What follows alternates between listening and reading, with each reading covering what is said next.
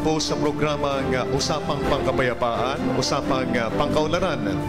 Tayo po ay napapakinggan direkta galing po sa Blue Sapphire, sa harapan po ng Fernando Air Base sa Lipa City. At tayo po ay mapapanood po sa Cable TV Channel 6 at every Friday na po ngayon at every Sunday, 12 to 1 sa Armed Forces Radio, DWDD, sa Metro Manila. At tayo din po ay mabasa rin po sa napakarami pong mga dyaryo sa Herald, Veritas, Southern Inquirer, at saka sa Balikas, and then sa Hataw, Police Files at Saksi. At ngayon pong araw na ito ay makakasama po natin ang mga iginagalang at mga respetadong mga personalidad po sa Batangas Province. At yan po ang ating makakausap po sa ating programa. Ako po pala si Lieutenant Colonel Jerry Zamudio at kasama po natin dito ang mga partners po natin sa Rotary Club of Lipa South, sa Batangas Chamber of Commerce and Industry, at yung Federation po ng NGO sa Lipa City. So bago po tayo magtuloy-tuloy sa ating programa, atin muna pong hingan ng opening statements ang ating pong mga partner dito po sa ating programang APAP Batangas. Unahin po natin si Ding Andala. President Ding. Magandang umaga po mga panauhin, magandang umaga Lipa, magandang umaga Batangas at Calabarzon. Ngayon po ay buwan ng Hunyo at tinatawag nating ICT Month, Information and Communications Technology Month.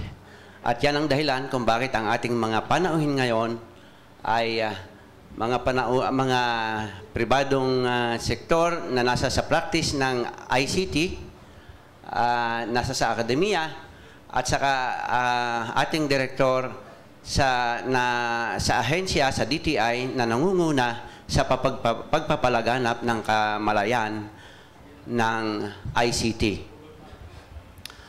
Pero bago po ang lahat, ay nais ko munang batiin ng happy birthday ang aking kasama sa Rotary Club of Lipa South na si Past President Nori Recinto. Happy birthday, Nori. At saka ang ating kagalang-galang na direktor na si Direktora Malu Toledo at ang kanyang may bahay. Silang mag-asawa ay nagdaraos ngayon ng kanilang sabay na kaarawan. At yan ang dahilan kung bakit siya hindi natin nakaniig ngayon. Datapwat naririto ang ating kagalang-galang na Provincial Director na siyang kinatawan ng DTI dito sa ating probinsya at malakas na nagpapalaganap ng consumer protection at nangunguna sa ICT advocacy dito sa ating lalawigan. Magandang umaga po sa inyo lahat. At ang Chairman Emeritus ng Federation po ng NGO sa Lipa City, si Colonel Carding Macala. Magandang umaga po sa lahat ng ating tagapakinig at tagapanood ng ating programa.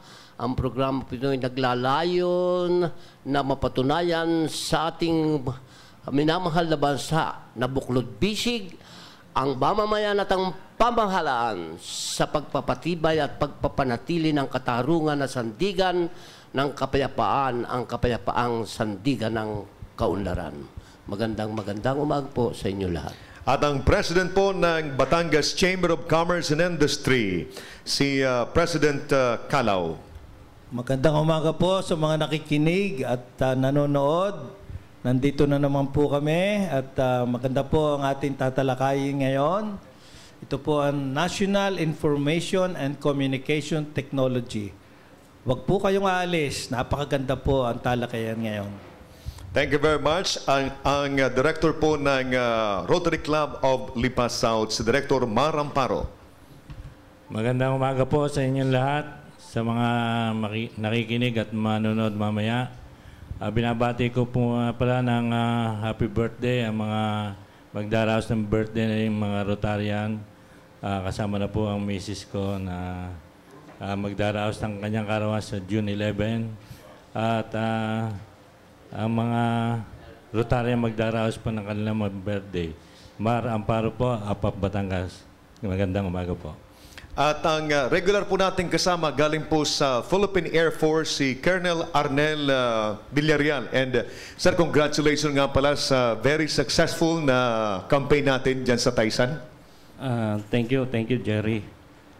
Magandang umaga sa UpUp Batangas, sa lahat ng nandito sa Blue Sapphire, sa lahat ng nakikinig at nanonood sa UpUp Batangas, usapang pang kapayapaan at usapang pangkaunlaran. Salamat po. Thank you very much. At ang aming secretary, si Meds Kahanding. Siya po ang Executive Director po ng Philippine Action Group for Social Responsibility. Magandang umaga po sa lahat. Sana po ituloy-tuloy nating pagsamasamahan ng programang ito at ang developmental projects natin sa Batangas. Thank you very much. At dito po sa ating mga panelists ngayon na siya po magiging resource person natin, isa-isa lang po natin, si Provincial Director ng DTI Batangas, si Ruel Gonzales. Well, yung microphone, pakibigay naman dito. Good morning. Magandang umaga rin po, Sir Jerry, at sa ating pong mga kasamang hosts ng napakalaganap na programang ito. Ako po ay nagpapasalamat na ako'y nabigyan ng pagkakataong may paliwanag at makapagbigay ng informasyon tungkol po sa ating mga programa sa gobyerno. Magandang umaga pong muli. Thank you very much, Director Ruel. At isa pong IT consultant, pero unahin ko na muna siguro ang ating pong bisita galing po sa academia. Siya po ay School Director ng AMA Computer College, si Bert Diaz. Bert? Magandang umaga po sa inyong lahat. Ako po ay nagpapasalamat sa pag-imbita niyo sa akin dito sa inyong programa. Naway makapagbigay po ako ng kaliwanagan kung ano ba po man ang iyong itatanong or basta may kinalaman po sa ICT. Ako po ay magbibigay sa inyo ng sa aking buong makakaya po. Magandang umaga po ulit sa inyo lahat. At IT consultant si Prime Mitak. Mitak or Mital? Si Mital. Mital. Good morning, ladies and gentlemen. I'd like to congratulate UpUp Batangas for this program. I know it's very successful and it's a very important public service that you provide to the province. No? I'd like to thank you also for the opportunity for people such as IT consultants, entrepreneurs especially, to be able to impart knowledge that we have gained in the practice of our profession. Thank you again very much. Thank you very much, Prime. And from Wow Batangas, team leader si J.R. Cantos. J.R.? Magandang umaga po sa inyong lahat. Tita Meds, maraming salamat sa pag-imbita sa amin dito. Siguro po ay ang aking magiging perspektibo dito ay mula sa anggulo ng kabataan at sana ay makita rin natin kung ano yung gagampanan ng kabataan sa pagpapalaganap ng impormasyon dito sa atin sa Batangas. Thank you very much. At mamaya, makakaugnayan din natin sa ating palatuntunan ang mga representative galing po sa academic sector, si Gladys Kaalim, makakasama natin mamaya, and then si Butch ng Urban Poor, no? Nandiyan din kasama din natin yan. So, okay.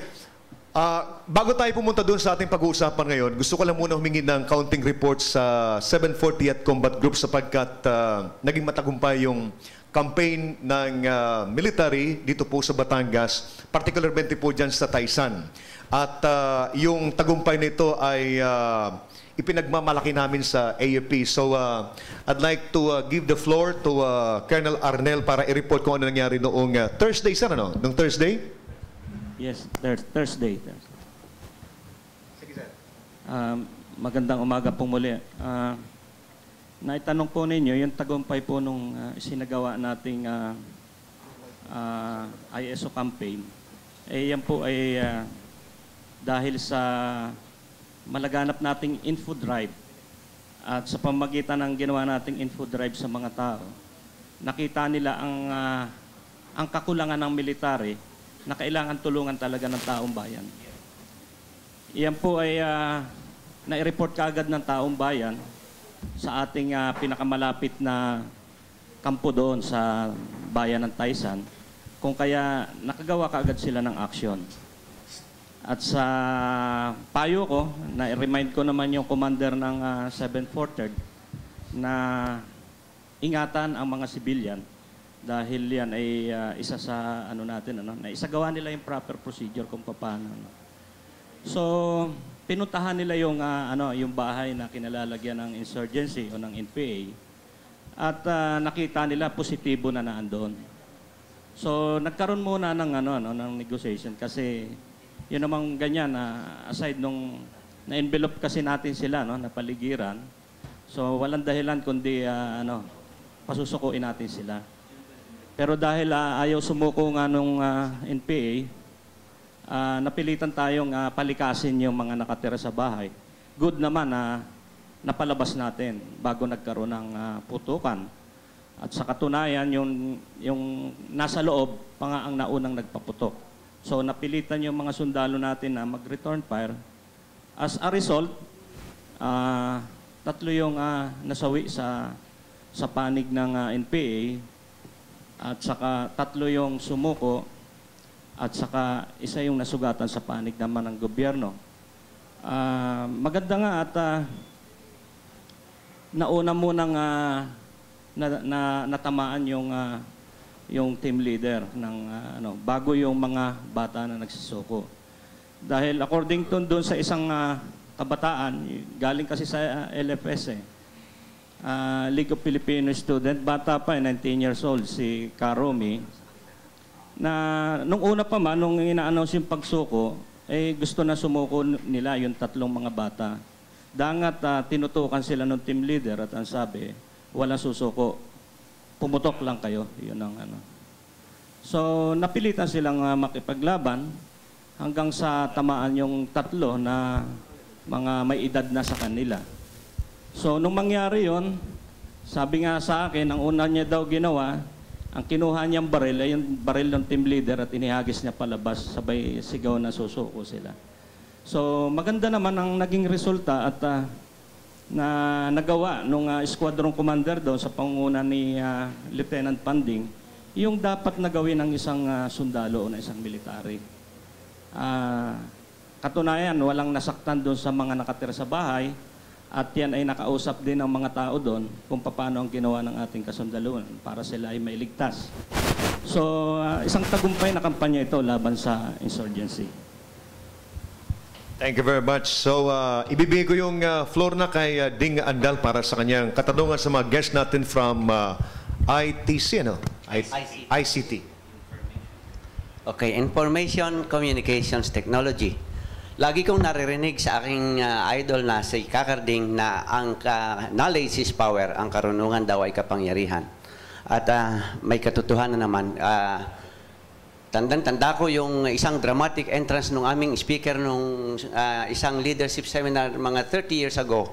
Sinabi niya na hawak-hawak niya, lumabas siya sa intamplado na hawak ko ngayon sa aking mga kamay ang pinakamabisang sandata na maaring hawakan ng isang mamamayan o isang leader na upang ang bayan ay maisulong o kaya ay ibagsak ang isang pamahalaan.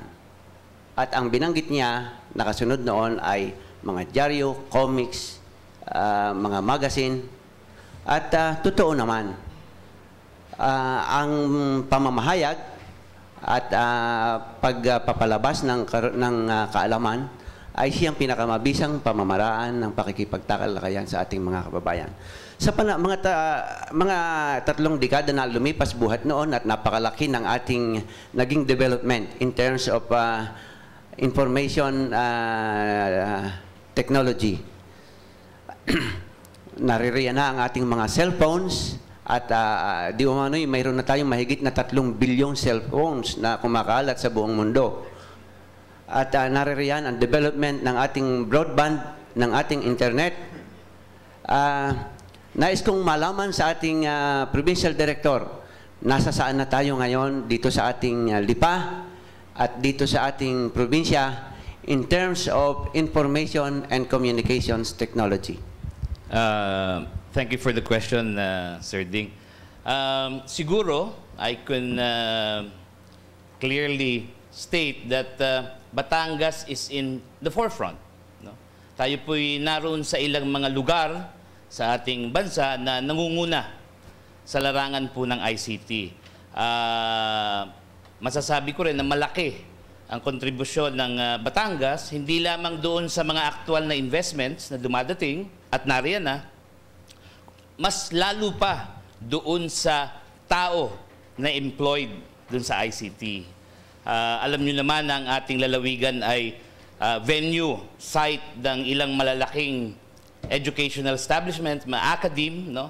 Na siyang pinanggagalingan ng taong umuupo at nagpo-provide ng service doon sa ating information communications technology sector.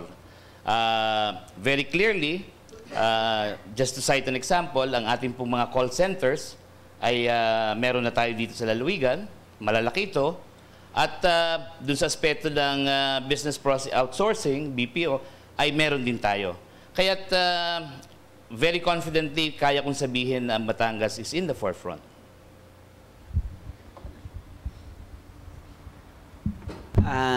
Kanina'y nabanggit ninyo na tayo ang Lipa ay nagraranggo doon sa New Wave City. Ano ba ang ibig sabihin ng New Wave City at ano ang kinalaman nito sa ating mga kababayan sa lansangan?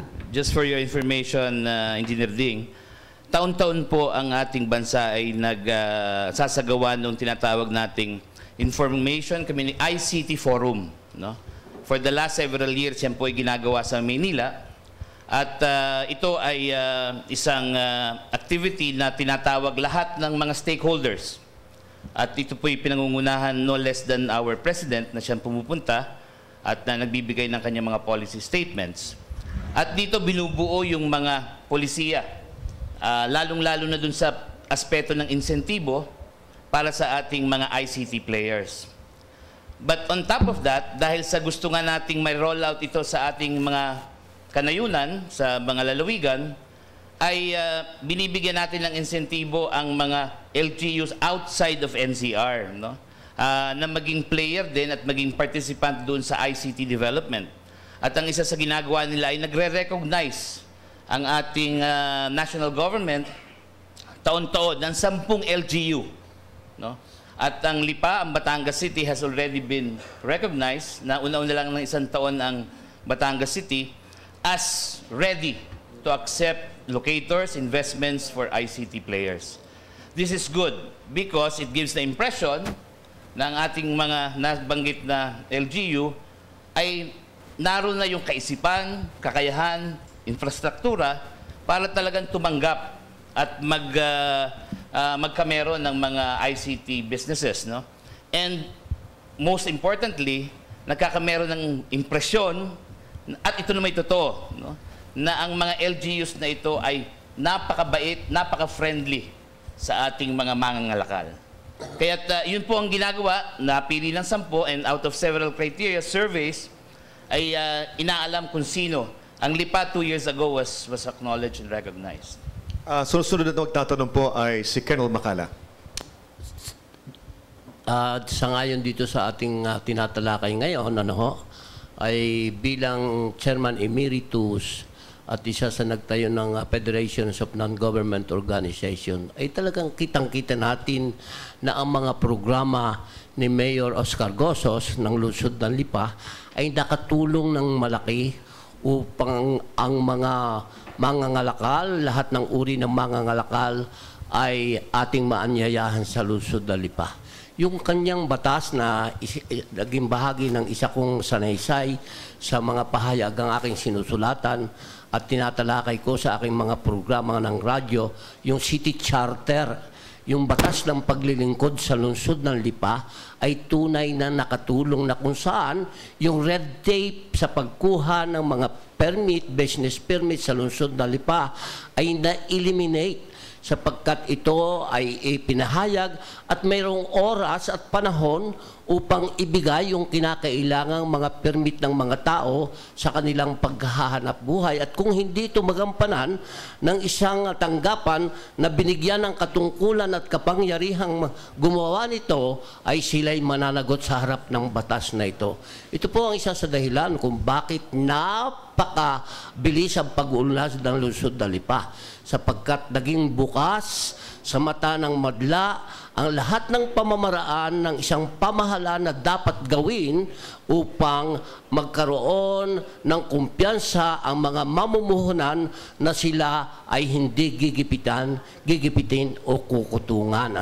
Transparency tinatawag. Sa katunayan, nasa mga internet na itong mga ginagawang ito sa lungsod ng Lipa. Kaya talaga pong ang lungsod ng Lipa ay mapakalaki ang tinatanaw na utang na loob sa 3 taong pamumuno ni Mayor Oscar Gosos dito sa ating lungsod. At kita naman natin kung magkano kaunlad ang lungsod ng Lipa. Ang sabi niya ay nito sa 2011 baka 1 billion na ang magiging budget ng lungsod ng Lipa dahil lang sa mga patakarang kanyang ipinatupad para ito ay magkaroon ng katotohanan. Ito ho'y ating tinatalakay sapagkat lagi nating sinasabi ang katotohanan ang magpapalaya sa atin. The truth shall set us free. Thank you very much, Kakarding. Si Kaped. Magandang umaga po ulit. Kami po dito sa Batangas Chamber, isa po sa aming mga advocacy, ay makapagpadala po ng mga investors dito po sa probinsya ng Batangas. Ang aking pong katanungan sa ating mga panauhin dito po sa nasa Akadim at saka sa DTI, ito po bang ating probinsya ay may sapat na kakayahan na tumanggap ng mga investors na gusto pumasok dito sa ating probinsya, lalo tigit po dito sa ating tinatalakay ngayon, upang makapagbigay po tayo ng hanap buhay sa ating mga kabataan. Nabanggit po ni Colonel kanina na ang mga nahuli po nila ay mga kabataan na dapat po sana ay hindi makipaglumaban o mag-aklas, kundi na sana po sila ay nakakapaghanap buhay na maayos. At ito po sa napakalaking bagay na may tutulong natin sa ating mga kabataan kung makakapag-provide tayo ng hanap buhay sa kanila. Ito pong katanungan ko ito ay para po sa lahat na makapagbigay ng magandang impormasyon sa ating manonood na tayo bagay handa at may kakayahan na tumanggap pa ng mga additional na investors katulad ng call centers at kung ano-ano pa. Director? Yan. Microphone. Yan. Okay na. So, I guess the question of PED ay akma-akma, no? Dun sa gusto ko sanang mga impormasyon na ibigay pa. Unang-una na, gusto ko munang balikan, ano ba yung ICT? Saan ba nagmula ito? No? Unang-una na it's out of the internet, di ba? Yung accessibility na hindi na kinakailangang naroon ka. Ang realidad ay virtual. No? Through the very fast communication, nakakapagtransaksyon nang hindi na kinakailangan yung dumadaan ng taon, ang linggo, ang buwan. No? Instant through messaging and communications. With this technology in hand, pumapasok na ngayon ang mga malalaking kumpanya para makapag-save. No? And the Philippines being one of the areas na napakarami ang magagaling mag-Ingles, makipag-communicate, no, internationally, ay talagang akmang-akma. So, dahil dito, no, nakita nila na ang opportunity sa Pilipinas ay napakarami. And this leads to my na unang-una na there are business realities. No? Kung ating titignan ng records, ang ekonomiya natin ay 2 ang nagdala nitong nakaraang mga 2-3 taon. Una, of course, hindi naman kaila sa lahat, ito yung OFW sector. Hindi po natin pwedeng itanggi ang kontribusyon ng ating mga overseas workers. Padalwa na ang ICT. Both in terms of investments na dumating at yung patuloy na pagtanggap at pag-iempleyo ng mga Pilipino. No? At pangitan-pangita, nagsulputan ng mga learning institutions, no, na ang tanging layon ay may match, no, yung pangangailangan ng mga ICT stakeholders, yung mga principals, maitama yung kakayanan ng ating mga Filipino students para pag sila gumraduate ay sumute doon sa pangangailangan ng ating mga call centers, business process outsourcing, no? At marami pang iba, yung what is cartoons, animation, napakarami po niyan. Napakarami niyan, no? So probably they could know further. But more importantly, yun ang role natin, no? May provide yung tamang environment, no? Para magtugmang lahat ito at maging beneficial sa ating mga workers, sa ating mga manggagawa. Okay, kay Director Diaz ng AMA, paano kayo umaagapay dito sa mga pagbabago, yung pagbabago ng landscape sa teknolohiya, especially dito sa Batangas? Bert? Sa totoo lang po, no, napakalaki ng role ng aming institution sa pagpapalaganap ng kagalingan at kasanayan pagdating po sa information and communication technology. For everybody's information, ang aming pong institution has been there for 30 years already. Hindi pa po uso nun ang computer talaga. I mean, ang computer pa noon during that time ay, sa mga may technical know-how, ay mga 286 pa lamang po ang mga computer nun.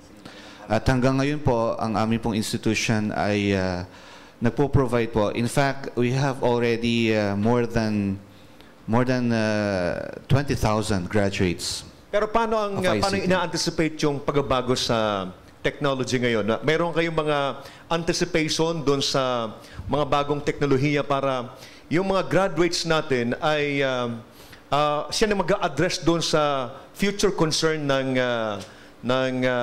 ating technology. Meron kayong mga, sa ngayon, nagkakaroon kayo ng inventory ng mga requirements mga 5 to 10 years from now sa technology?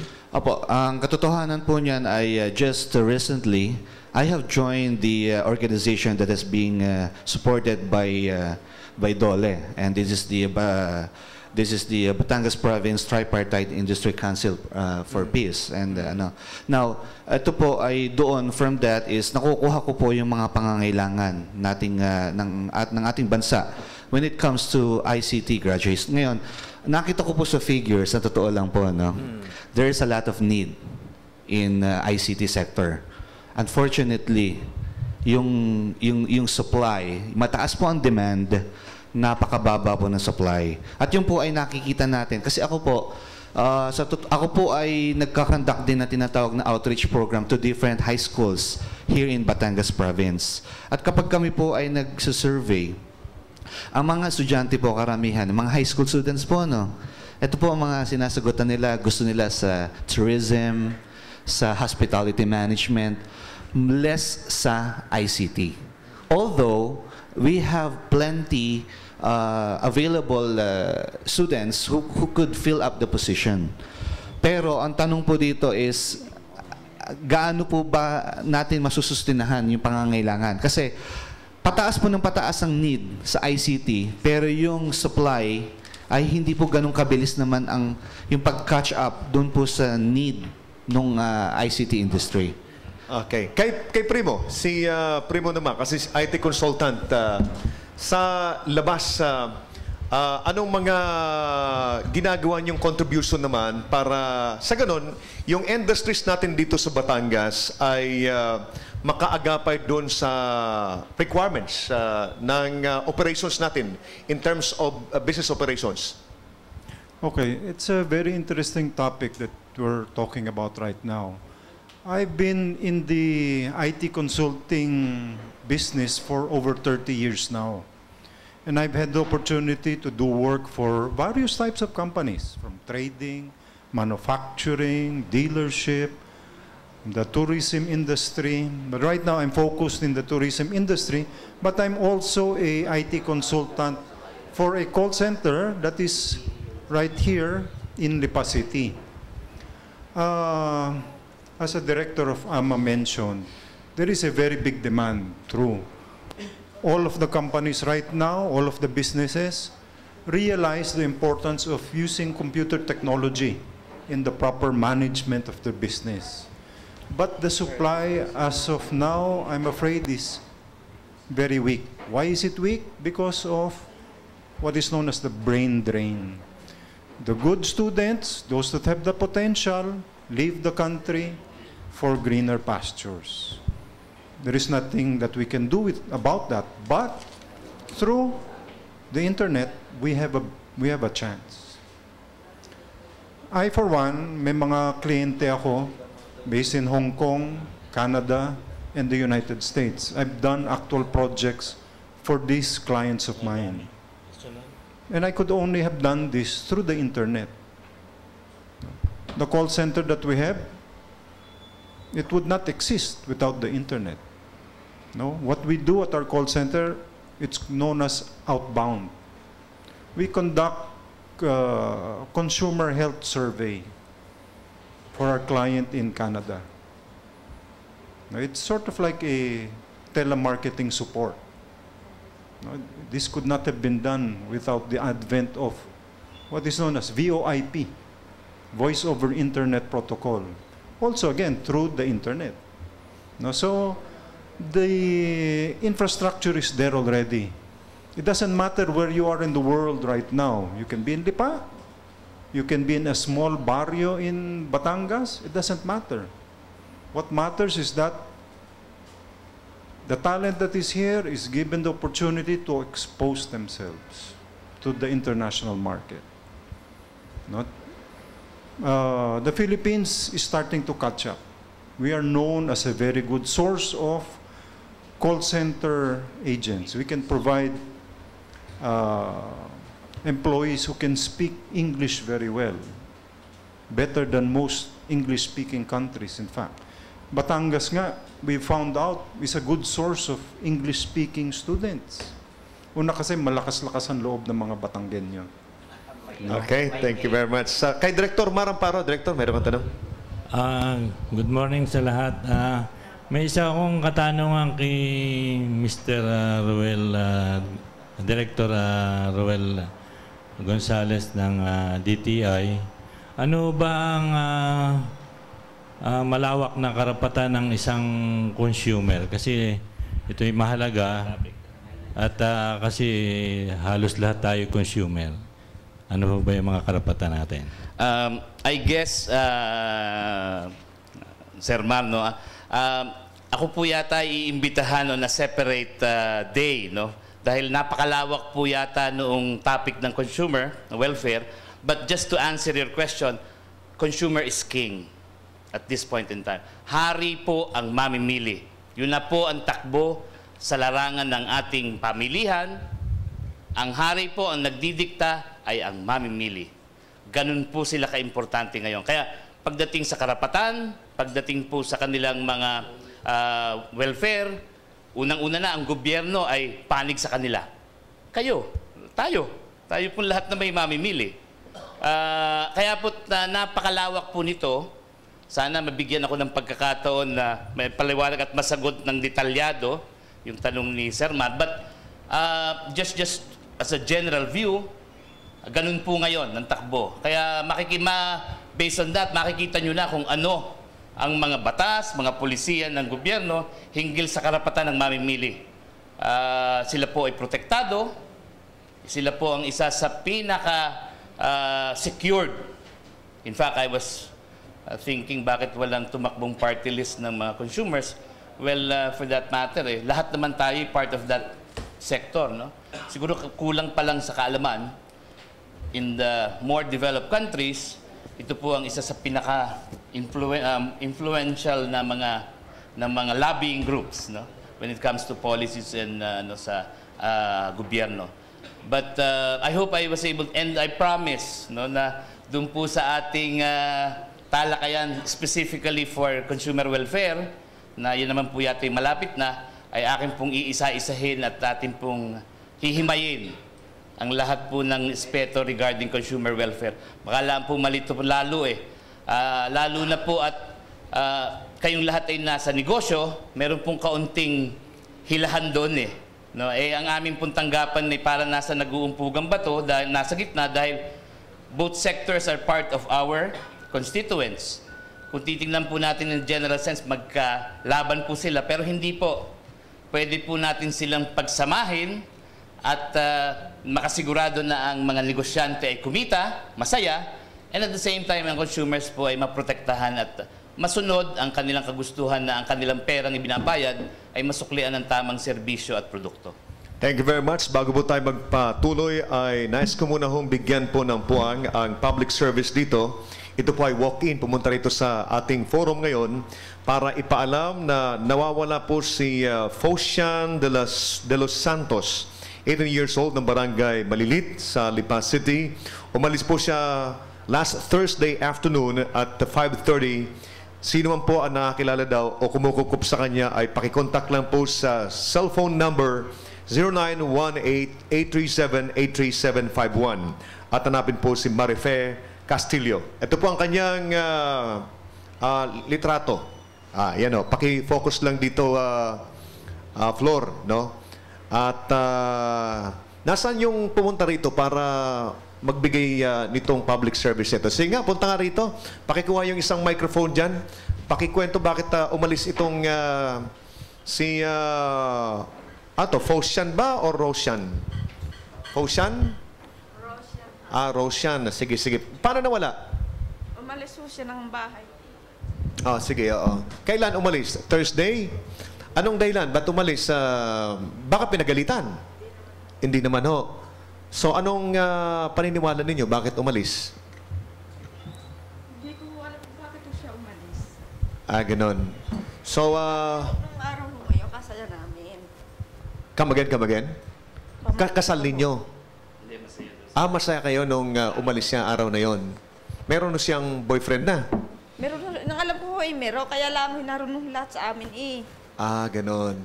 Wala namang kaaway? Wala naman ho. Sige ho, doon ho sa nakakilala nito, pakifocus lang ho sa picture na yan, ay maaari pong pumunta nito sa amin, sa Blue Sapphire, at kontakin lang po yung security guard dito at kami na humbala makipag-ugnayan dito sa kina Marife.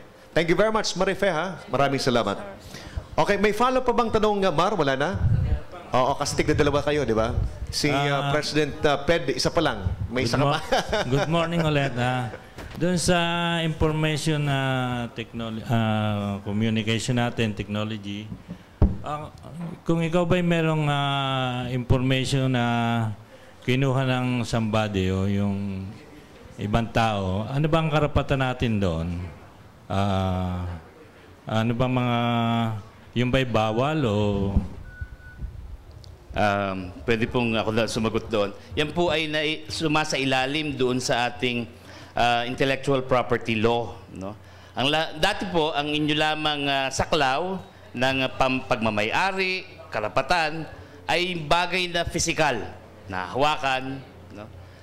Pero nung pumasok po ang information communications technology, pati po yung kaalaman, pati po mga sistema, pati po mga bagay na ikaw ang umisip, no? Pwede nyo pong iparehistro yan at ito po ay nagiging part of your intellectual pag-iisip, property. Kaya po may IP, intellectual property rights. At kung ito ay tamang inyo, may patunay kayo na inyo yung konsepto na yon, ay pwede po nyong habulin kung sino man ang gumagamit ng walang paalam sa inyo. Gusto ko lang pong ito na although tayo naman ay kasama doon sa nagpapatupad ng intellectual property law, ito po ay pangitan-pangitan. Just a specific example, yung pong kumpanya ni Bill Gates. No? Kaya po siya ang pinakamayamang tao sa buong mundo ay because of that. No?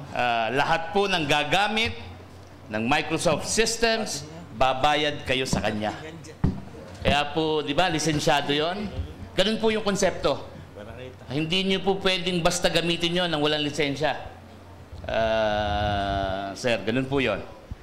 Dito po ba sa ating probinsya ay makakakuha ng intellectual na sinasabi niyo? Opo. Ang aming pong tanggapan ng siyang nakikialam dyan, kung kayo po ay merong mga inbensyon, mga gustong ipapatent, brand, no? Yan po ay meron tayong sistema at proseso na sinusunod. Sa amin po, although meron po talagang opisina, yung Intellectual Property Office na nasa under ng Malacanang, dahil nga po sa tulong sa mga negosyante at sa mga gustong pumasok sa ganitong hanap buhay, kami po ay ma-assiste. Kaya para makamadali, ay sa amin na lang po pumunta muna. Okay, thank you very much. Si Kaped, sa tanong niya. Nabanggit po kanina, Mr. Martel, tungkol sa internet. Ang katanungan ko po, dito po ba sa atin sa Batangas, although wala naman dito mga internet provider na katulad ng Globe at saka Smart na nakikipag-ugnayan naman sa chamber, tayo pa ang internet facilities baga dito sa Batangas laganap na yung mga kaloob-loobang mga baryo, meron na hubang mga sapat na cell site na dito sa atin sa Batangas para ang internet ay talagang widespread? Okay, sino gustong sumagot sa inyo? Siguro IT consultant. Sa WOW naman. O nga pala, sa IT. WOW? Si JR Cantos. Okay. Sa totoo lang po, gusto rin po naming malaman from Smart and Globe kung sino talaga ang mga may access sa internet dito po sa atin sa Batangas. Pero ako po yung manggagaling na lang sa aming experience bilang, kumbaga ay community, online community dito po sa atin sa Batangas, na masasabi ko po na laganap na po ang infrastructure, ang IT infrastructure, tsaka yung mismong IT internet service sa buong Batangas. Dahil meron po kaming mga tao sa komunidad, sa online community po namin, na taga-Tingloy, taga-Taysan, taga-Tuwi. Ibig sabihin po, sila po ay may access na sa internet. At kami po bilang WOW Batangas ay gumagala sa ating buong probinsya. At gamit po ang aming mga cellphone, ang aming mga laptop, ang teknolohiya pong ginagamit lamang namin is yung pinoprovide sa consumer. Yung pong binibigay ng Globe, mga Smart Bro, Globe Visibility, Globe Tattoo. At nakikita po namin na nagka-catch up po yung technology sa gusto po namin gawin. Ano po ba yung gusto namin gawin sa WOW Batangas? Yung makita po ng lahat ng Batanggenyo na dito po sa atin, mismo sa probinsya, ay may mga event o may mga pangyayari na sumasakop sa kanilang interest, na relevant para sa kanila. Kaya po, sa tuwing pumupunta po kami ng San Juan, ng Rosario, nakikita po namin na may 3G signal po doon. Kumbaga, using your cellphone, pwede po kayong mag-internet. At siguro po, ang nagiging balakid lamang po dito, on the consumer side is, sa ngayon, masyado pa po siyang mahal. Kumbaga ay, hindi pa po natin kayang ibigay doon sa direct na consumer kung makakapag-surf ba sila ng internet ng kung kailan nila gusto, sapagkat nalilimitahan po sila ng kanilang budget. Okay, thank you very much. Ito palang WOW ay online magazine sila sa Batangas, ano? Opo, tama po. Pwede bang yung APAP Batangas maglagay kayo ng isang anong tawag, space na yung weekly forum namin ay i-upload natin yung video niya at saka yung audio niya. Okay ba yon? Yes, maaari po. Sa totoo lamang po pag-usapan natin mamaya na. Opo, wala pang problema. So, Ding, bago ikaw, kunin mo natin yung tanong galing sa Urban Poor muna, tapos balik tayo sa ating mga regular na partners. Si Butch, then after si Butch ay susunod yung Akadim, si Gladys. Butch, ikaw muna, Butch. Good morning po sa inyong lahat. Gusto ko lang po tanongin si Lieutenant Colonel Villareal. Sir, regarding doon sa insurgency last Thursday, how about naman yung encounter? Apo yung encounter. Paano naman po yung mga nasa, yung mga na-capture nyo? Ilan po bang turnover nun sa PNP? Okay, sir.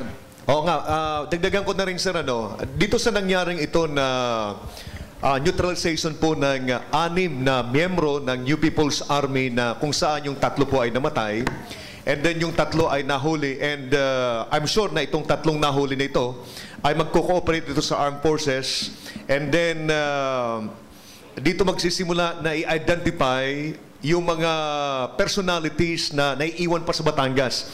at maging yung mga tinitirhan, mga tinutuluyan, ay sa ngayon sa tingin ko ay ma-identify na ng AFP, ng Air Force.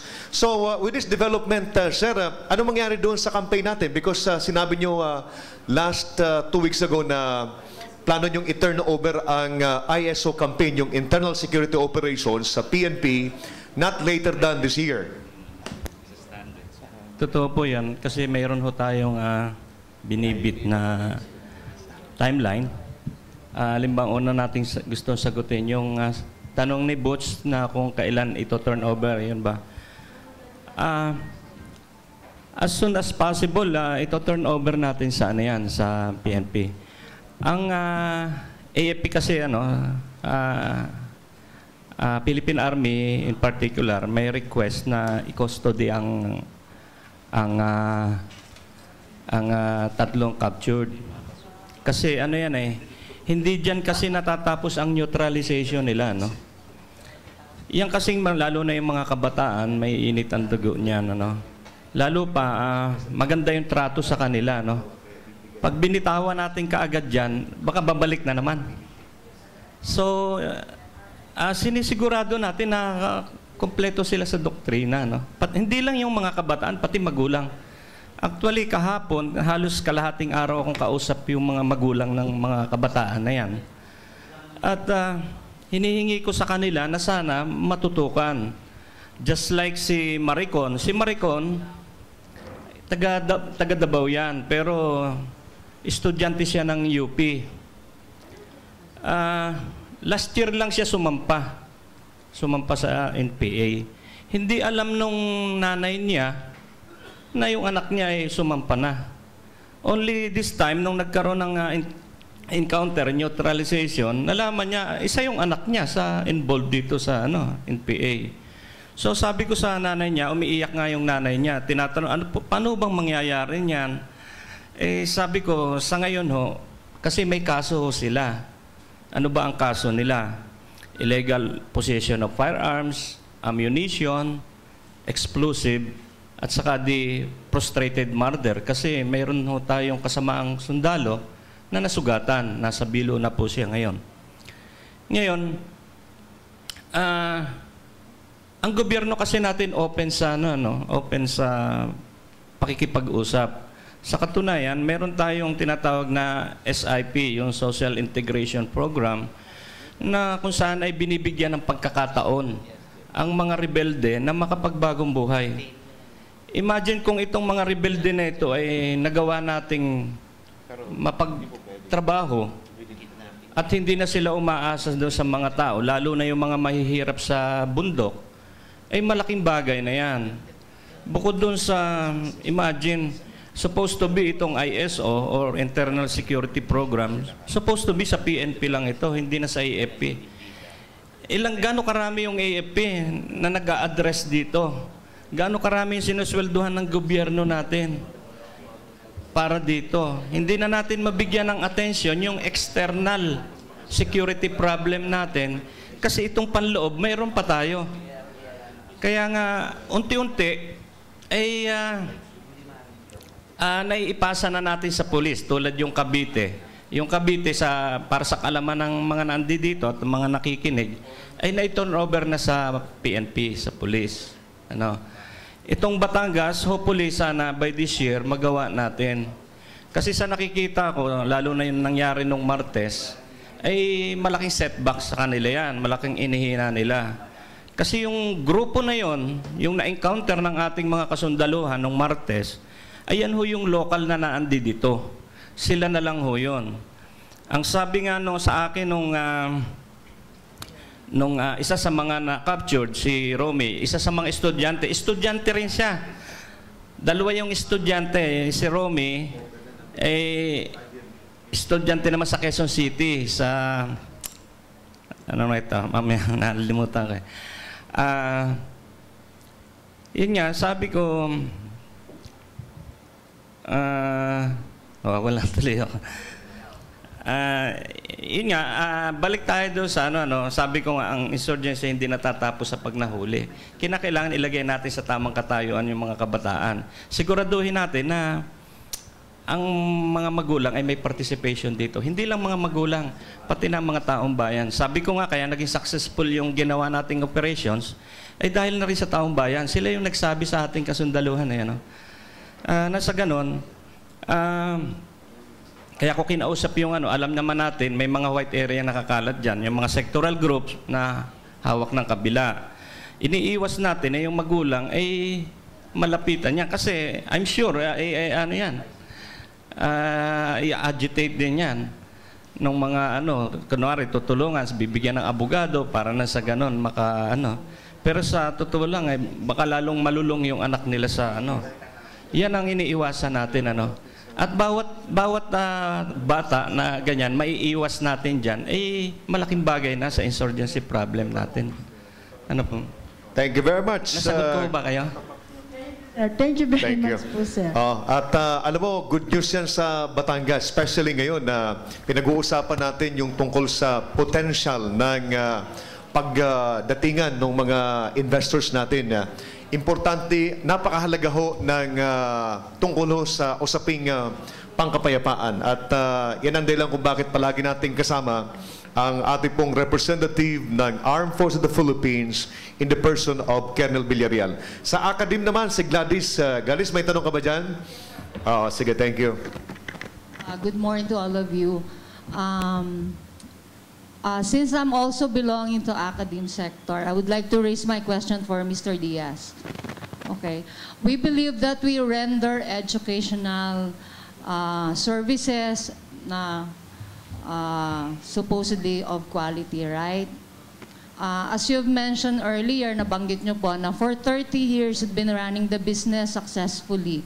On the business side, I don't have anything personal against it. Ang akin lang sana ay, do you render after each graduation anything about their employment, or do you render possible connections para sa ating mga nakatapos? Since I've been hearing marami na pong nakatapos na walang trabaho. Ano pong masasabi nyo dito? O nga pala, meron kayong monitoring yan? Like, doon sa mga graduates ninyo, meron kayong data na of the total graduates, ilan yung employed, ilan yung mga hindi na-employ, at saka ilang taon bago sila ma-employ? Yung research aspect noong ang tawag yan is yung post activity noong program ng inyong ama ng ama. Of course, ang AMA Computer College po ay we do not just give service to our students during their stay being a student. In AMA, we have created a department. Ang tawag po namin doon ay AAA, AMA Alumni Association. This AMA Alumni Association has been formed, matagal na po, 1985 pa lang po meron na kaming AMA Alumni Association. Primarily, ang objective po niyan ay una-una is to give career counseling. We prepare them to how to apply for a job, paggawa ng resume, pag-interview. And then, ang second pong stage diyan is we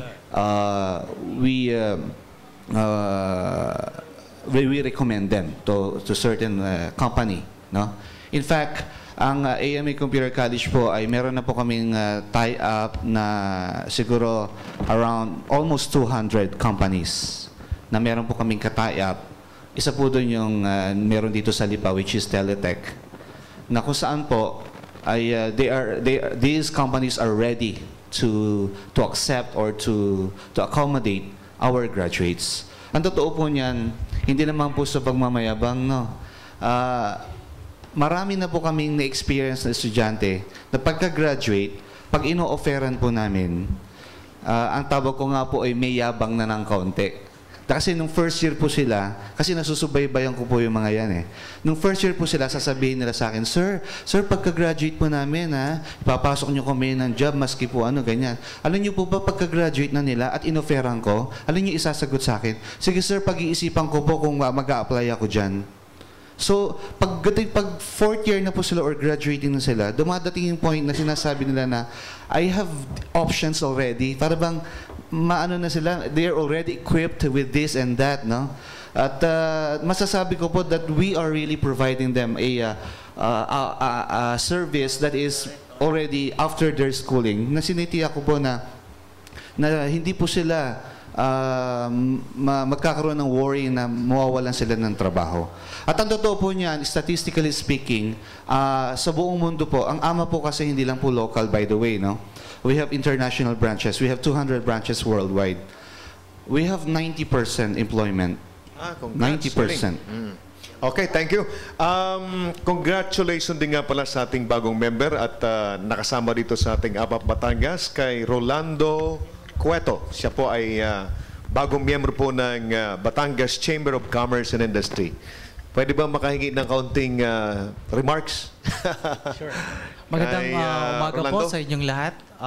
Kinagagalak po namin maging bahagi ng forum na to.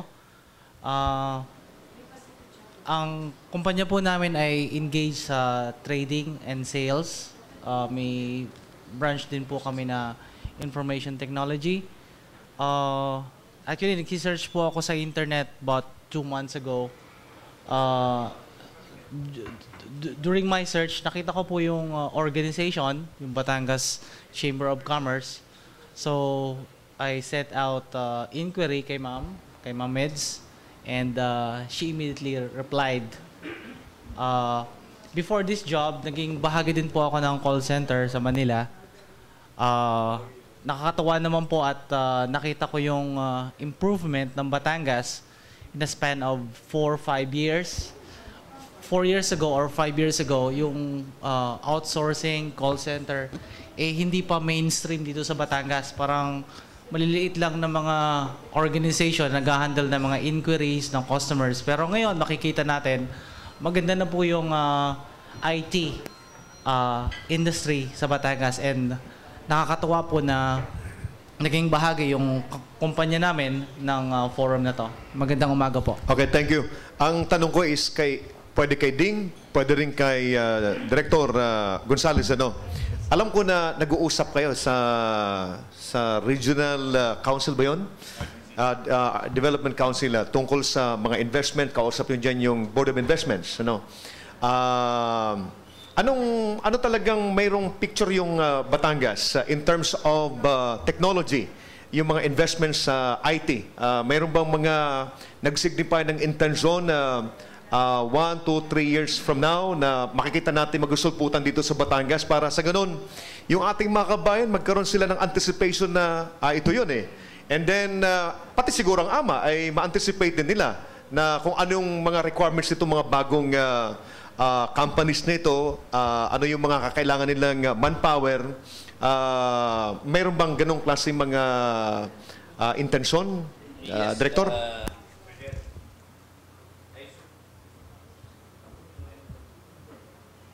Okay.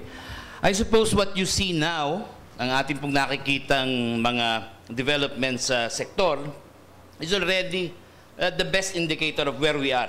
No? In terms of infrastructure, Batangas plays a very vital role. Dito po sa Batangas, pumapasok yung ating international gateway sa telepono in terms of connectivity. So that is how important the area is. In terms of the manpower requirements, our schools are considered some of the best in the country. Bakit tinawag na gateway ang Batangas? Kasi po yan ay fiber optics sa dagat dumadaan. No? Tapos dito ang... doon po lumalabas yan sa yung PLDT natin pumapasok sa atin sa parting Nasugbu. Global Marine. Okay. So, that's infrastructure. Importante yan because of connectivity. No? Siyempre, paglapit mo dun sa source, malapit-lapit kang mas klaro. Napaka-technical po kasi nung sa internet. But nonetheless, I assure you that in terms of connectivity, we're there. Manpower, I think the schools are able to respond. No? In terms of investments, pinupukpok po natin, but the fact na ang LIPA ay nakasustain ng 2 malaking call center, yung ating Teletech, no? Providing almost 2,000 yan na agents with employment, is already a good indicator. No? Yung iba po yung nag-aalisan. Kasi ang daming local government units na nagpo-provide ng incentives. But LIPA was able to maintain. And I think, Batangas kasi po ay naroon sa center eh. We're part of that cluster of areas na pag alis sa Maynila sa atin ang shoot. Okay. Kaya just to, ang RDC provides the direction and I think we're being led towards that right direction. Okay, bago ibigay kay Meds, tanong ko lang kasi related dito sa sinabi ni Director. Yung sa security, very strategic palang Batangas, Sir Villarreal, dahil dito pala dumadaan yung malaking resources ng IT natin. So, pwede ito maging target ng mga terorista, at saka pati yung kalaban ng ating gobyerno para hindi natin makita na umuunlad yung ating bansang Pilipinas. Ito ba, sir, sa Peace and Order Council, pinag-uusapan din niyo ito? Opo, totoo yun. Sa katunayan, isa ho sa function ng unit natin yan, yung protektahan yung mga critical infrastructure dito sa Batangas. Hindi lang ho sa Nasugbo, na kahit dito mismo sa Batangas City, di ba, puro industrialized naman ang Batangas eh. Laking, bukod sa agricultural, tourism, malaki rin yung portion ng industries natin dito. At yan po yung 742nd natin na nasa Batangas City, yung squadron na yon, halos malaking portion ng nila, ng task, ay diyan nakalagay. Meron tayong tinatawag na BISA, yung organization na Batangas Industrial Security Alliance. Yan po may monthly conference. At dyan ho napapag-usapan yung seguridad ng mga vital installation natin dito. Okay, thank you very much, sir. Si Meds. Mabanggit lang po yung sa ang nag-handle po ng Global Marine, mayroon silang mga divers handling the cable system. Membro po natin yung Global Marine Systems.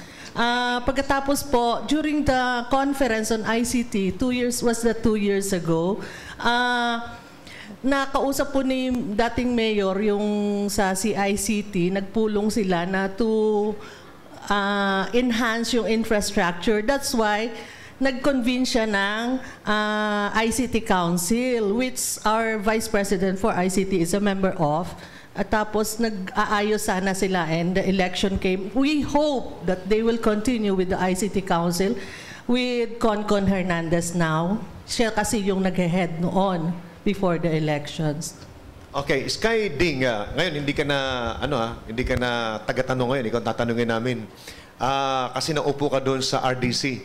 Meron ba mga kinakailangan ng mga lokal na batas para ma-address natin yung requirements itong pag-develop natin sa technology, Ding? Yung microphone, pakibigay dito kay Ding. Yan. Thank you very much. At ito, palagi ito naupo ito doon sa RDC. Colonel Zamudio. Tunay na ang ating, lalo na ang ating mga lokal na pamahalaan ay napakalaki ng kinalaman sa pag-unlad, sa pagsulong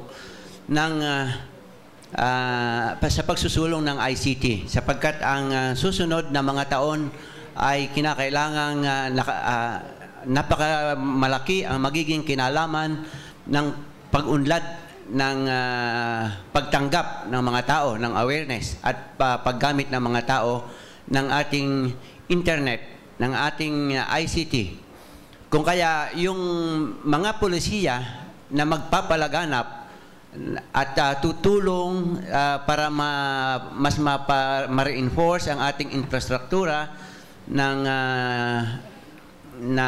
ICT, at saka ang mga polisiya na magpapalaganap ng kaalaman ng ating mga tao, kamalayan, sa mga nagagawa ng internet, gaya nga ng ikinuwento sa atin kanina ni Primo at saka ng taga Wow Batangas, na sa pamamagitan ng internet, kahit na ikaw ay nasa tuktok ng bundok o nasa gitna ng dagat, pwede kang makipag-usap sa mga tao na sa ibang bansa, pwede mong makuha pwede kang makapagbasa sa mga malalaking library sa ibang panig ng mundo at makuha mo ang iyong kaalaman na magagamit mo para sa iyong mga negosyo. Ang mga awareness na ganito ay kinakailangang palaganapin ng ating mga lokal na pamahalaan. At gayon din, sila mismo ay dapat ay gumagamit ng ICT natin. Sila mismo ay dapat ay marunong at aktwal na ginagamit ang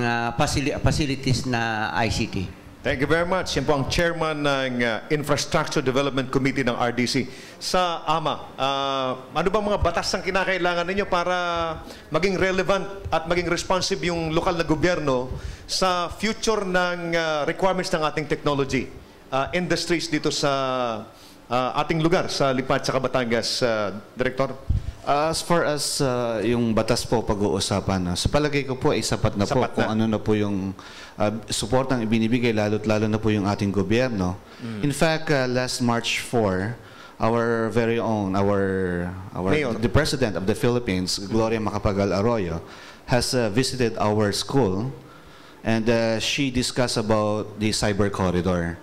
So nakita po namin yung support ni President Gloria doon po sa tinatawag na ICT. At Batangas belongs to that cyber corridor. At dahil po doon ay natutuwa po kami dahil syempre hindi po, kumbaga, hindi niyo po binabaliwala, no? Dahil alam niya malaki ang potential talaga.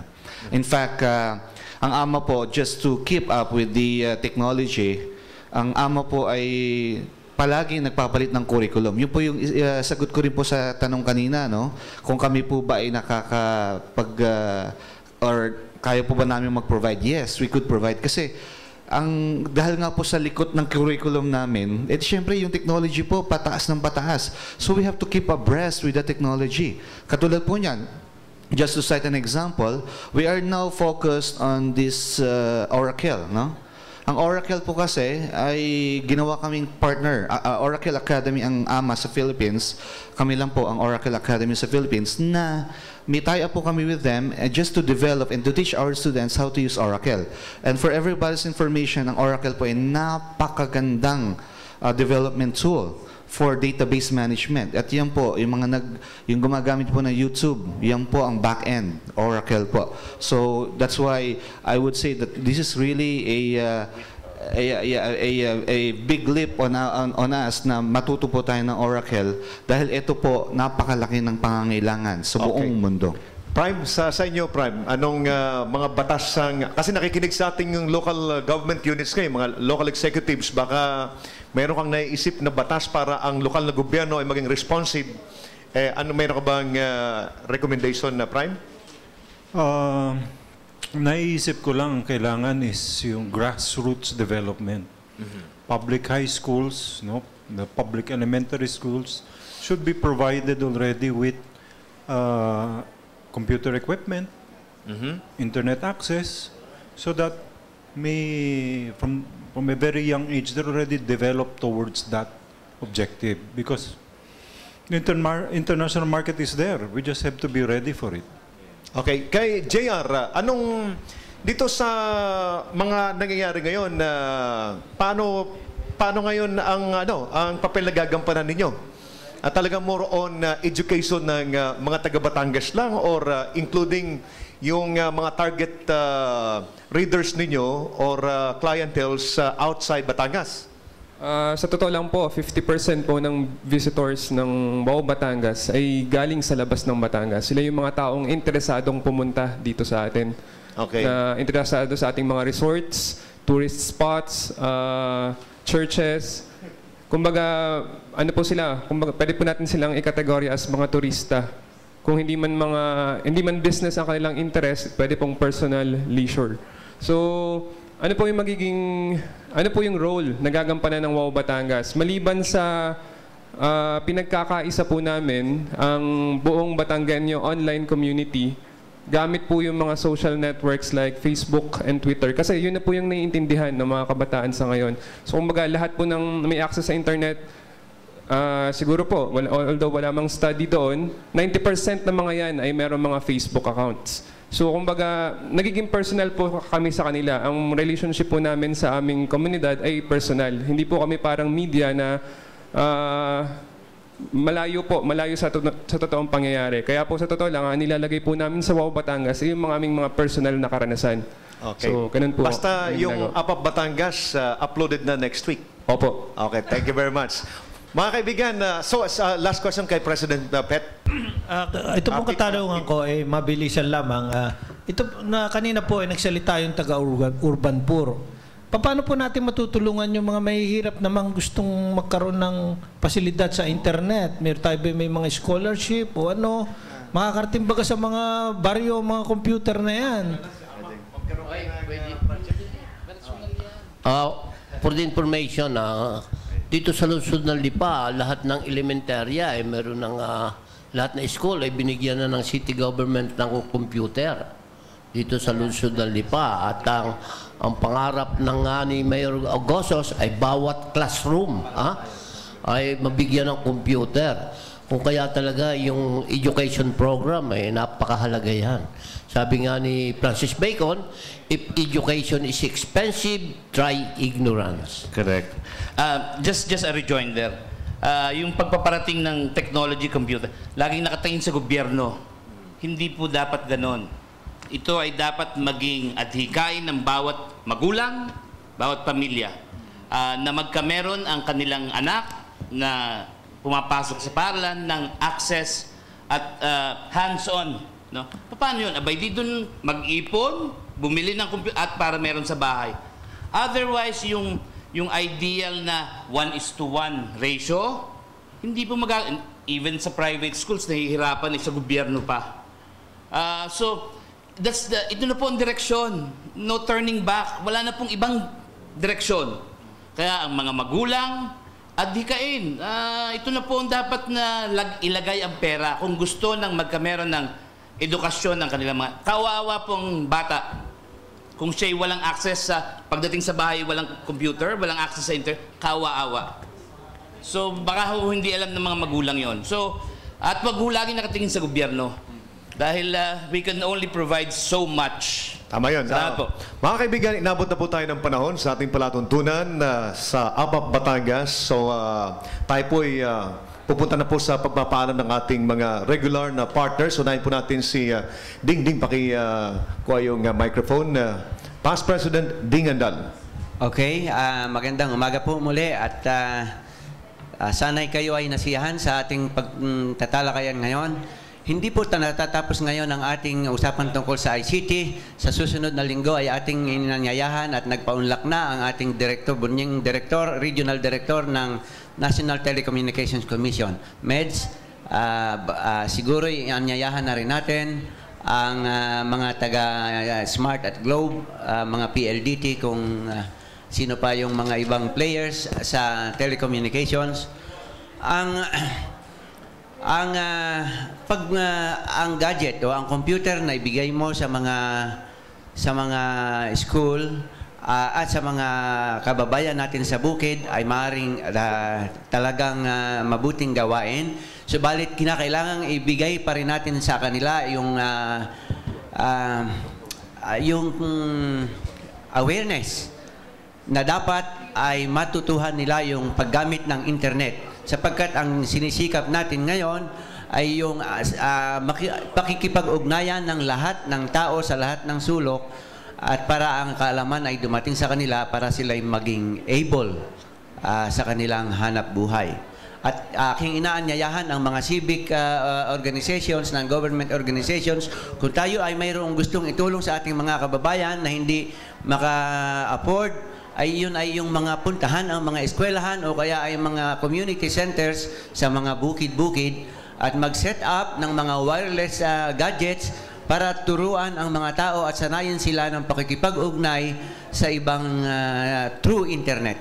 At yan po siyang ngayon at kailangan ng ating pamayanan. Thank you very much, Past President Ding Andal at sa Chairman Emeritus ng NGO Federation sa Lipa.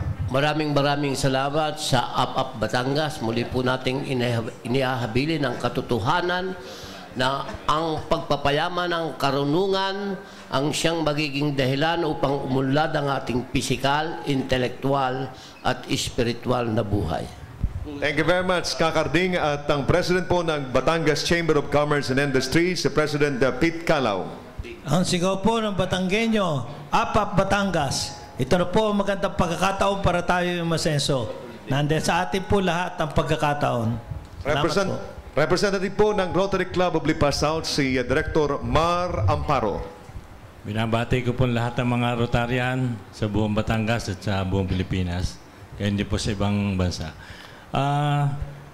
Ang ating pong Apap Batangas ay sana ay makapagbigay ng mga magagandang impormasyon sa ating mga kababayan at maging makabuluhan sana ang aming pagbibigay ng mga impormasyon. Maraming po salamat at magandang umaga po.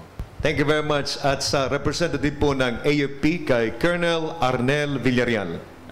Isa po sa factor kung bakit naging successful ang insurgency operations natin itong last Tuesday ay itong communication technology.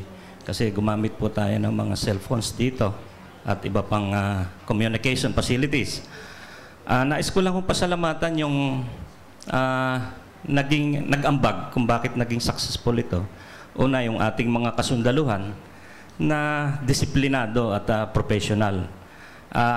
Armado sila ng in-step ng aming Commanding General General Rabina. Ang aming Brigade Commander, si Colonel Baladad, na naandyan ang suporta. Andyan din ang aming Wing Commander na kaagad-agad ay sumusuporta, lalo na sa moral ng tao. Ang aming Solcom Commander na talagang binisita pa kami sa lugar namin para matyak na high moral ang mga tao. So, bukod po sa communication technology, yan po ang mga nagtulong-tulong. Yung aming Director for Operations, si Colonel Castillo, kay General Segovia, nag-follow up ng helicopter galing Solcom. Kung bakit kagad-agad may helicopter tayo. Pati na sa ating Provincial Director, PNP, si Senior Superintendent Supapo, Bert Supapo. Isa po siya sa tumawag sa akin at nagbigay ng tulong. Alam nyo naman po ang partnership ng PNP at saka AFP. Kaagad-agad ay in-implement niya yung Oplan Lambat at the same time nag-blocking force siya nung kanyang mga PNP. Sa katunayan, bago pa ako nakarating doon sa point of engagement, nakikita ko na yung kanyang mga kapulisan dyan. Nadadaanan ko na. So marami hong salamat sa lahat na nag-participate. Kay PD, magpapasalamat ako sa personal. Isang araw bisitahin ko kayo pag naluwag. Maraming salamat po sa lahat ng mga nandito sa Blue Sapphire at sa Apap Batangas. Inspirasyon kayo ng ating mga kasundaluhan dito sa Batangas. Sa Secretary po ng Apap Batangas, si Meds. May announcement po ako. Yung pong gustong mag-aral ng Mandarin, mag-uumpisa po sa June 15. Ang regular fee po nun ay 16,000. We are giving 50% discount for 100 hours of instruction. 50% discount sa first 50 enrollees. Ngayon, kung membro kayo ng Batangas Chamber of Commerce and Industry at i-endorse kayo ng aming grupo, you will only pay 800 for 100 hours of Mandarin instruction. So take this opportunity to enroll. Okay, galing. So dito naman po tayo sa mga resource persons natin. Unahin po natin kay Provincial Director Ruel Gonzales. Director Gonzales? Salamat po ng marami sa ulitin. Oo na ding. Surely, we'll take part and give time para po dito sa mga ganitong activities. At lahat po, just give me a call and darating po tayo. Maraming salamat po at magandang umaga po sa inyo lahat. Sa School Director po ng AMA Computer College sa Lipa City, si Bert Diaz. Gusto ko pong tugunan ang panawagan po ni Engineer Ding Andal kanina na kung saan ay tulungan po natin ang ating mga kababayan, especially dito sa Lipa at sa buong Batangas Province po. Ang AMA Computer College po ay nag-iimbita ng mga estudyante or mga out-of-school youth kami po ay naglalaan kami ng tinatawag na free computer training seminar for 1 day.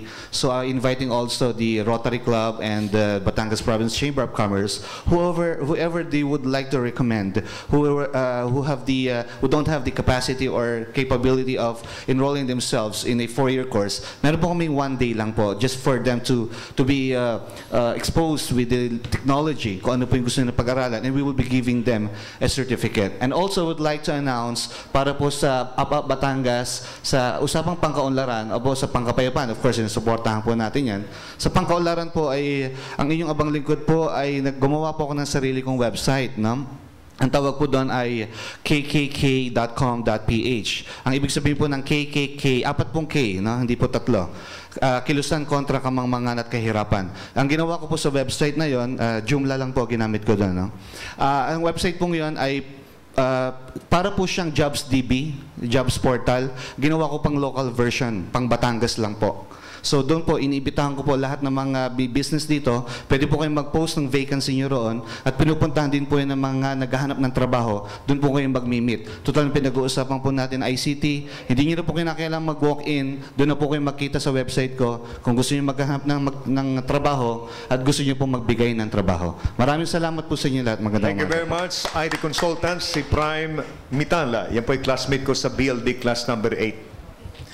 Yes, so congratulations again to APAP Batangas. Napaka-importanting community service to, pinoprovide nyo for the community. I'd like also to invite mga fresh graduates or those who would like to be employed at our call center. We're located at the Kia Auto Center, which is very close to SM Lipa, just opposite Hotel ni Mang Jose. We're not like Teletech, we're not as big, but you can easily gain employment through our call center. Thank you very much. And JR? Okay, so para po sa lahat ng merong mga internet access, supportahan niyo po kami, puntahan niyo po ang www.wowbatangas.com. Lahat po ng relevant information para sa mga Batanggenyo, makakatulong po sa inyo para makapaghanap ng trabaho, malaman kung ano yung mga best deals in town. Naroon po sa aming website. At gusto ko rin pong ipaalam sa mga businesses na naririto na pwede nyo pong gamitin ang wowbatangas.com para ma-reach ang inyong target clients, ang inyong pong target market. So lahat po ng may internet access, kaya po namin silang i-reach po para sa inyo. So, maraming salamat po. Thank you very much. At sa ating mga kasama po sa Urban Poor, kay Butch Nares at kay Gladys Mosca Kaalim, thank you very much for joining our forum today. Pero bago ako magpaalam, gusto ko lang munang i-recognize yung presence ng aking asawa, si Nilda ng Bureau of Internal Revenue. Baka meron din kayong mga information dissemination, Nilda. Yes. Good morning at para po sa kaalaman ng lahat, hindi ako bago dito. So as a matter of fact, considered ako as regular or resident participant of this forum para kung mayroong mga tax consequences yung pinag-uusapan, ang inyo pong lingkod ay ready naman na sumagot. And ito po ay considered namin as info dissemination ng BIR of making the public know because we believe na pagka well-informed ang mga taxpayers, voluntarily, very willing din po silang magbayad ng tamang buwis. And I'd like to inform the body na muli ang BIR Lipa ay nakamit na naman po namin ang goal namin for the month of May and it's 245 million. Napakalaki pong amount pero sumobra pa po doon ang aming collection. And with that, I'd like to join the Commissioner, the very able leadership of our Commissioner, Joel Tantores, ang aming pong Director, ang aming pong Revenue District Officer sa pagpapasalamat sa aming mga taxpayers. And we would like to assure our tax-paying public na kami po sa BIR ay gusto naming ipatupad ang batas very fairly. Kung kayang habulin yung mga hindi nagbabayad, hahabulin po namin. At yung mga hindi naman dapat magbayad, inirerespeto po namin. So I'd like to say na yung pong mga exempt taxpayers, mananatili po silang exempt. Kagaya po ng mga cooperatives, mga barangay micro-business enterprises, minimum wage earners, marginal income earners, generally po sila po ay exempt. And then yun naman pong mga request nila for seminars, although they are exempt, kami po ay malugod na pumupunta even sa mga estudyante, para sa mga senior citizens, sa mga persons with disability. Kami po ay nagbibigay ng information sa kanila.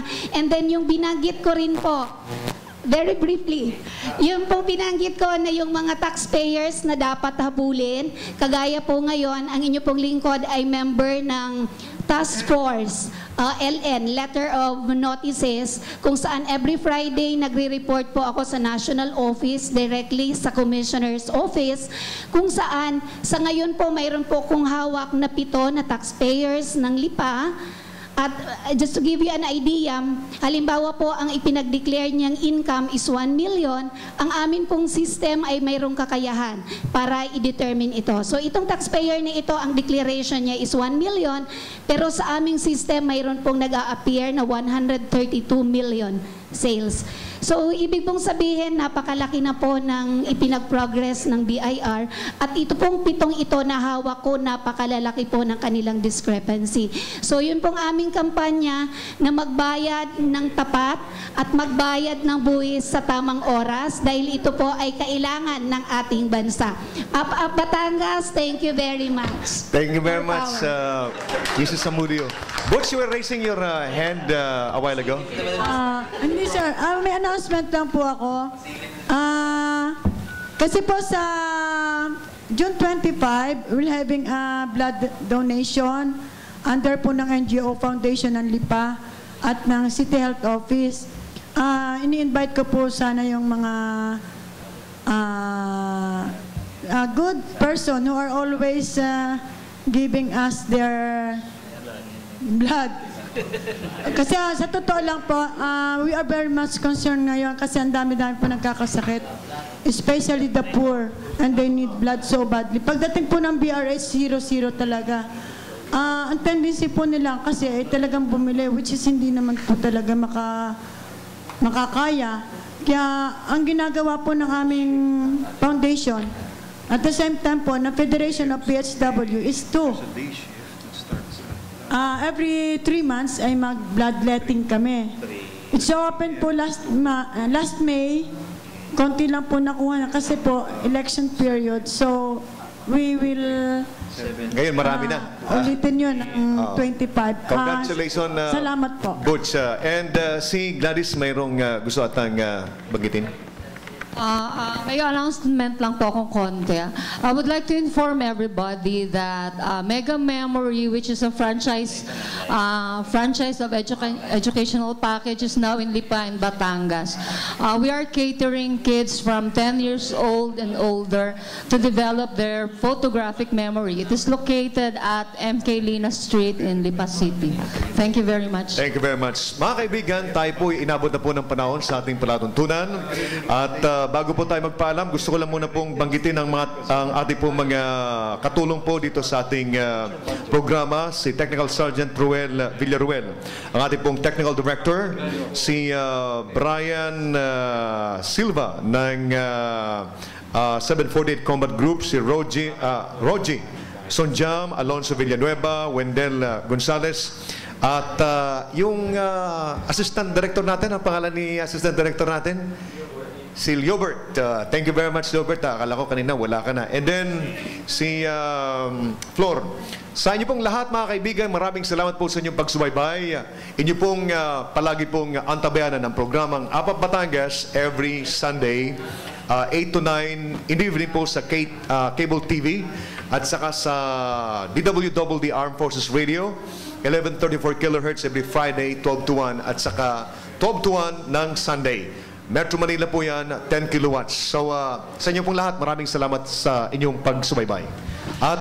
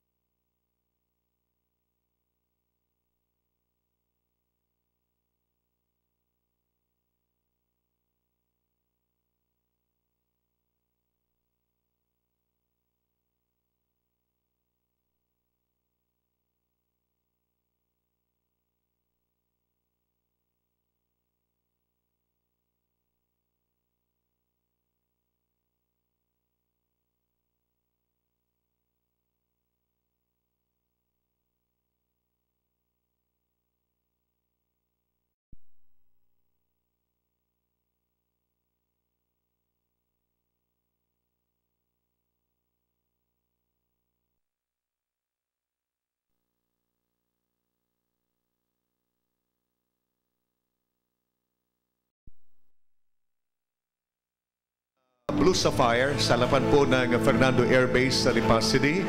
At tayo po ay mapapanood po sa Cable TV Channel 6 at every Friday na po ngayon at every Sunday 12 to 1 sa Armed Forces Radio DWDD sa Metro Manila at tayo din po ay mabasa din po sa napakarami pong mga dyaryo sa Herald, Veritas, Southern Inquirer at saka sa Balikas, and then sa Hataw, Police Files at Saksi.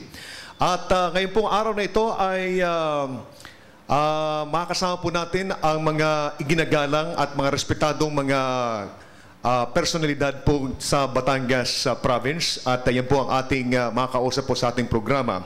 Ako pala si Lieutenant Colonel Jerry Samudio at kasama po natin dito ang mga partners po natin sa Rotary Club of Lipa South, sa Batangas Chamber of Commerce and Industry at yung Federation po ng NGOs sa Lipa City. So bago po tayo magtuloy-tuloy sa ating programa, atin muna pong hingan ng opening statements ang ating pong mga partner dito po sa ating programang APAP Batangas. Unahin po natin si Ding Andala. President Ding. Magandang umaga po mga panauhin, magandang umaga Lipa, magandang umaga Batangas at Calabarzon. Ngayon po ay buwan ng Hunyo at tinatawag nating ICT Month, Information and Communications Technology Month.